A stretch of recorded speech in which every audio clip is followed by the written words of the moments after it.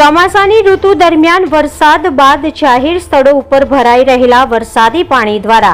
વાહકજન્ય રોગો જેવા કે મેલેરિયા, ચિકનગુનિયા અને ડેન્ગ્યુ રોગોનો ફેલાવો કરનાર મચ્છરોનો ઉપદ્રવ ન થાય તે માટે પ્રાથમિક આરોગ્ય કેન્દ્ર વસઈ દ્વારા સેજાના 8 ગામ જેવા કે વસઈ, મહાદેવપુરા, ડાભલા, માણેકપુરા, ચંદ્રનગર, દેવીપુરા, ટીટોદણ અને મોતીપુરા ખાતે વરસાદ બાદ ભરાઈ રહેલા વરસાદી પાણીમાં બળેલા ઓઇલનો છંટકાવ કરવામાં આવ્યો, જેથી કરી વરસાદી પાણીથી ભરાઈ રહેલા જાહેર રસ્તાના ખાડા ખાબોચિયામાં જો મચ્છરજન્ય રોગચાળો ફેલાવનાર મચ્છરોના પોરા હોય તો તે પોરાનો નાશ થાય અને મચ્છરજન્ય રોગચાળો થતો અટકાવી શકાય. ઉપરોક્ત કામગીરી પ્રાથમિક આરોગ્ય કેન્દ્ર વસઈના સુપરવાઇઝર લગદેરસિંહ બી રાજપૂત દ્વારા તમામ આયુષ્માન આરોગ્ય મંદિરના CHO,